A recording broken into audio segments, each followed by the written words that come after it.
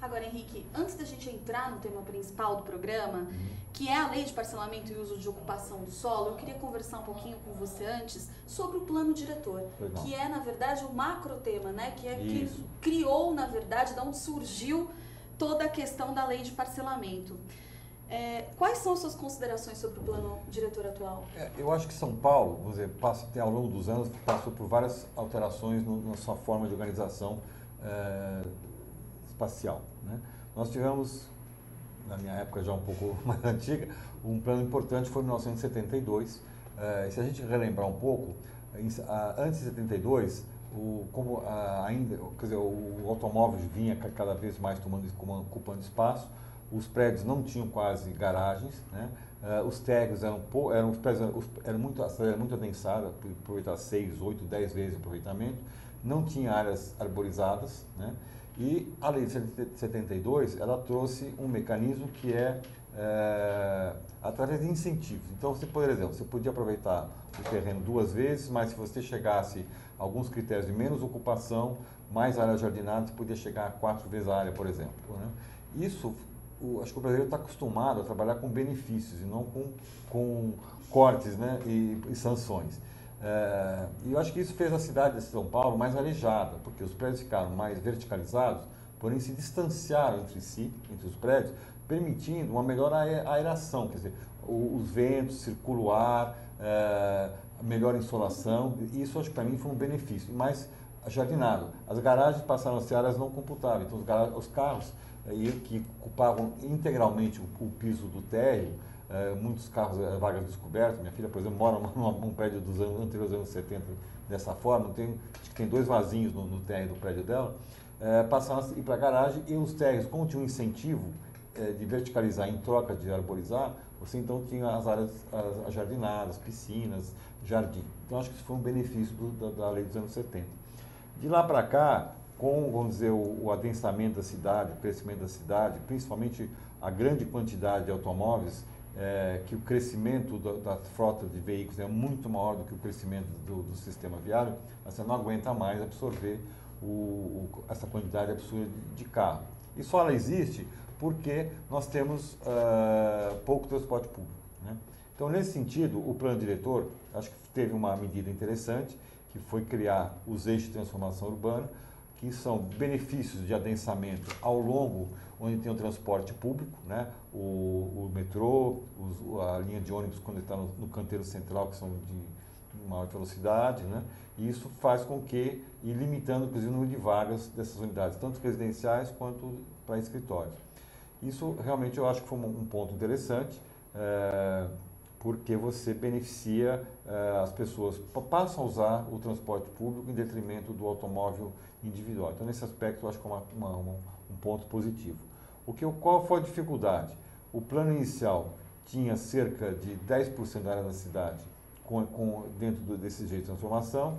Depois, por uma série de razões, eles foram limitando. Hoje nós temos menos em torno de 6% do território de São Paulo dentro desses eixos.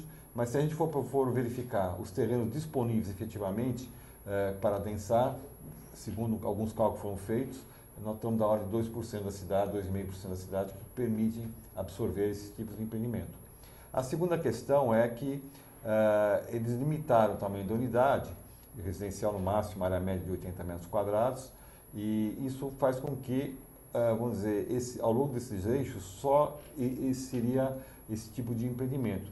Não teria nenhum problema, no meu modo de entender, se o resto da cidade não tivesse sofrido um baque muito violento, que foi o que é chamado, a Remanso, que é o que sobrou, que é cerca de 90% da cidade, em que estabeleceu uma regra de gabarito de no máximo 8 andares. O que isso está trazendo um prejuízo muito grande. Por quê? Porque você tem algumas particularidades que permitem alguns quarteirões, que está verticalizar também, mas não é tanto terreno que tem sobrando nessas condições. Qual a dificuldade? Para mim, houve um entendimento errado entre altura e densidade. Se num terreno, eu consigo colocar 3 prédios de 8 andares, é a mesma coisa que um prédio de 24 andares. A população vai ser a mesma. A densidade de ocupação é a mesma. Então, a altura não é proporcional à densidade.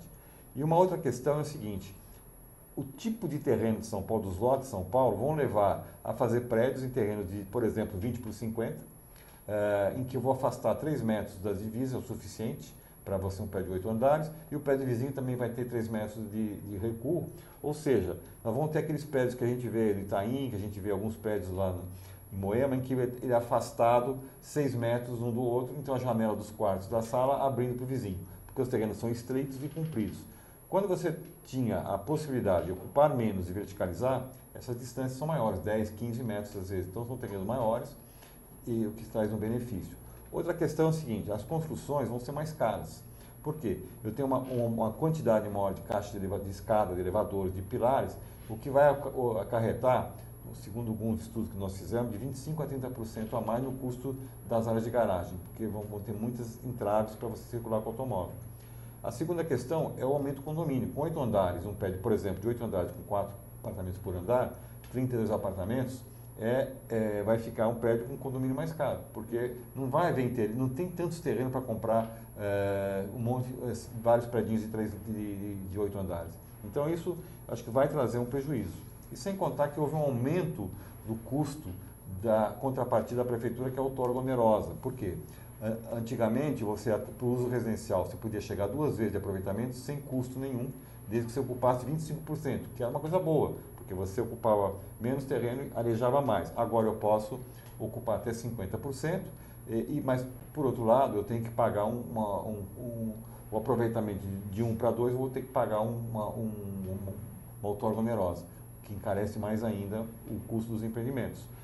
Tanto que é um movimento de pedir para a prefeitura se dar um período aí de desconto, principalmente pela crise atual, né, que nós estamos vivendo. Nós temos um estoque de imobiliário muito alto, a crise econômica está afetando as vendas, né, a gente vê hoje mesmo só diminuindo a quantidade de vendas. Né. Mas, nascida do plano diretor, chega a lei de parcelamento do uso e ocupação do solo, que está em tramitação na Câmara Municipal de São Paulo, com expectativa de ser aprovada ainda esse ano ou no início de 2016.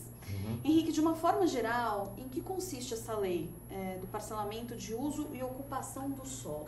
Bom, vamos ver, o plano diretor é que dá as diretrizes gerais de como se apropriar do solo da cidade, né? Cria algumas regras, embora os eixos, que na verdade é uma lei, passou a ser um zoneamento da cidade, deveria estar numa lei de zoneamento e não no plano diretor. Mas, enfim, ele foi feito dessa forma. Então, na verdade, o eixo de transformação, que é onde estão essas áreas mais adensadas, ele acabou se implantando no plano diretor. A lei de zoneamento, ela começa, então, a organizar o uso e ocupação do solo em toda a cidade de São Paulo, né? Em bairros, em subprefeituras, em função das características de cada região, né? O que tem de benefícios, quer dizer, em relação a essa nova projeto de lei, é que na lei anterior que está em vigor, nós temos 31 ou 32 regionais e cada uma tinha uma característica diferente, com a mesma denominação. Por exemplo, uma ZM2 de um bairro tinha característica diferente de uma ZM2 de outro bairro. Então, para quem projeta, era uma complicação. Agora, pelo menos, normatizaram isso, então tem mais quantidade de zonas, mas pelo menos quando a decorar o que quer dizer uma zona, eu sei que vale para qualquer bairro. Então, esse ponto é positivo, né? Eu acho que o grande problema ainda da cidade de São Paulo é que tanto o plano diretor quanto a lei de zoneamento, eles são muito focados na questão de regras, né? Na questão muito iguais, na questão de arrecadação, né? De cobrança de outorga, né? E não leva em consideração as particularidades urbanísticas, né? Você tem regiões que têm particularidades, então necessitaria um projeto urbanístico. E esses planos não contemplam isso. Não contemplam, por exemplo, algumas situações particulares de topografia, de declive, de aclive, de ruas estreitas, ruas largas. Então, ele não entra muito nesse detalhe. Ele cria umas regras um pouco gerais ainda e, no meu modo de entender, mereceria um plano regional, efetivamente, para para cada bairro, para cada situação. Pois é. Ok, agora voltando um pouquinho para o assunto, Plano Diretor Estratégico de São Paulo. Ficou definida uma redução da área máxima de lote para 40 mil metros quadrados. Agora, a Lei de Parcelamento de Uso e Ocupação do Solo propõe diminuir esse valor para 15 mil metros quadrados. Henrique, você enxerga essa situação como um certo retrocesso? Veja, qual é o objetivo dessa redução? Né? O objetivo dessa redução é ir contra, no fundo, esses grandes empreendimentos residenciais que ocupam grandes áreas com várias torres, todo murado, né? E que, vamos dizer, você fica, tornam as ruas meio desertas do ponto de vista pedestres, né? Porque é até perigoso, né? Esse tipo de uso. Então, o que foi feito, essa proposta de 15 mil metros quadrados, acho que ela pode ser, e além do que nós temos quarteirões muitas vezes enormes, né?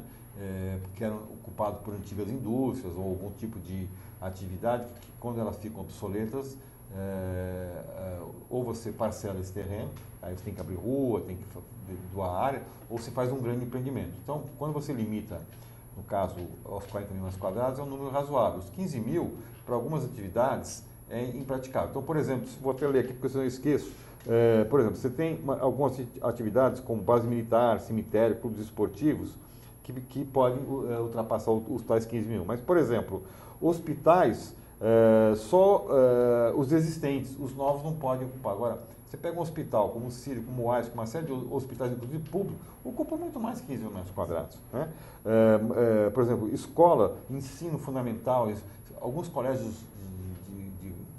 grandes, de importância na cidade de São Paulo, ocupam muito mais de 15 mil metros quadrados. Então, por que houve essa restrição? Nesses casos específicos? Não sei, porque não faz sentido. Algumas coisas eles liberaram, né? Alguns tipos de indústria, mas como de hospital, escola, centros comerciais, um shopping, o pessoal é contra shopping, né? Então, centro comercial não pode. Olha, um centro comercial, um shopping, se não tiver uma escala, um certo tamanho, ele não tem viabilidade econômica. Num terreno de 15 mil metros quadrados, não cabe um shopping que tem uma escala, mas com 2 vezes a área do terreno. Então, não fecha conta. Né? E eu acho que só com a área de transformação, colocar as lojas nas fachadas ativas, veja, isso depende da região, é factível. Tem regiões que não é factível você colocar, no caso, o incentivo é 50% da área do terreno para loja. Não é todo o terreno, não é toda a região que vai caber lojas dessa quantidade de lojas. Né? Quer dizer, não vou conseguir senão nós vamos ter avenidas como Santo Amaro, Celso Garcia e outros que estão cheios de lojas fechadas, porque mudou, aquilo virou dificuldade de estacionar, dificuldades grandes, que as lojas saíram de lá e foram para outros lugares. Né? Então, o shopping, infelizmente, veja, e os grandes condomínios, eles não existem porque o empreendedor quer, eles existem porque nós temos um problema sério de segurança, né? Que as pessoas se sentem mais seguras indo a um shopping, se sentem mais seguras morando num condomínio fechado, maior, porque inclusive o condomínio maior oferece uma série de benefícios, como áreas de lazer, áreas de recreação, segurança, e condomínio mais barato. Né? Então, por isso que tem essa demanda. Agora, se a cidade pudesse oferecer maior segurança, isso talvez pudesse ser mais factível, mas o que vem primeiro, a segurança ou a lei? Então, uma coisa, não sei quem vai vir primeiro. Existe a demanda, como você mesmo colocou, existe a demanda. Né? Não, acho que assim, eu até entendo que tem alguns condomínios exagerados. Então, existe uma outra coisa que é o seguinte, eles confundem você limitar a área. Existe uma coisa que foi criada na legislação, chama-se fruição pública, ou seja, eu tenho meu terreno de 50 mil metros quadrados, o que eu posso estabelecer é criar uma regra que até 15 mil metros, cada 15 mil metros quadrados, eu tenho que ter um espaço de fruição pública, as pessoas entrem, uma praça, esse terreno continua de propriedade da pessoa, do empreendimento, só que eu tenho que liberar a entrada da pessoa, eu posso ocupar embaixo com subsolo, eu posso passar uma passarela por cima, né? E ao mesmo tempo eu crio uma zona de atração para o público, posso pôr lanchonete, posso pôr um pequeno supermercado, comércio local, sem que eu tenha que limitar o empreendimento. Eu posso criar outros mecanismos que a lei já tem previsão de fruição pública, que eu não perco o potencial de aproveitamento, eu não prejudico o proprietário do terreno e que dou à cidade uma nova condição muito melhor. Como, por exemplo, aquele espaço que tem na Joaquim Floriano, naquele empreendimento que tem escritórios, que você entra, tem de lanchonete. Aqui não, tem o Parque da Cidade, inclusive, o também, parque né? Que ofereceu até uma contrapartida. Isso, né, pra então, tem cidade, várias maneiras de fazer, atender os objetivos da lei de outra forma. Para compensar essa falta de poder de compra aí dos consumidores, você acredita que a estratégia adotada pelas empresas é diminuir um pouco o tamanho do apartamento e buscar essas outras áreas fora de São Paulo? Eu acho que as duas coisas, sem dúvida nenhuma. Quer dizer, só que nós estamos chegando a um ponto do apartamento pequeno que daqui a pouco não tem mais como diminuir. E já houve até, assim, já houve essa solução de diminuir o apartamento, depois começou a haver muitas queixas, né? Porque o comprador, quando eu mesmo olhava o apartamento decorado, no stand de venda, às vezes ele se iludia com o tamanho, porque estava muito bem decorado, e quando ele ia ver de fato o apartamento dele pronto, ele via que estava apertado para as necessidades dele. Então houve novamente um aumento do tamanho dos apartamentos no sentido de equalizar um pouco mais, não aquele quartinho pequeno, aquela salinha pequena, cozinha que você entra um, não entra outro. Eu recebi um folder de 28 metros quadrados no apartamento, então, imaginando que 28 metros quadrados realmente... Tem muitos, né? Tem até de 14 agora. Uau. Então, eu acho que quem precisa morar com um espaço mais confortável vai acabar procurando regiões mais afastadas, porque o custo do terreno é mais barato, porque o custo da construção é igual, né? Tanto faz construir numa região mais central como numa região um pouco mais periférica, o custo da construção é praticamente igual. Agora, o que varia é o preço do terreno, né? Então, quanto mais central. Agora, também reforçando o seguinte, com a diminuição da área disponível dos eixos de transformação, como eu falei, da ordem de 2% só do território tem áreas disponíveis, o que aconteceu? Aí sim que aconteceu a especulação, porque os que têm esse terreno estão recebendo ofertas de todos os lados e aumentaram significativamente o preço desses terrenos, porque ele passou, eu estudei um terreno que tinha um aproveitamento de 1,5 vezes, hoje tem mais de 4, e esse dono de terreno, ele tinha uma limitação de gabarito de altura de 15 metros, hoje não tem mais limitação, então o terreno dele triplicou de preço, né? Mesmo pagando outorga, porque ele acha que cabe no bolso. Tá um pouco exagerado o preço dele, mas de uma maneira geral os terrenos ao longo dos anos subiram de preço.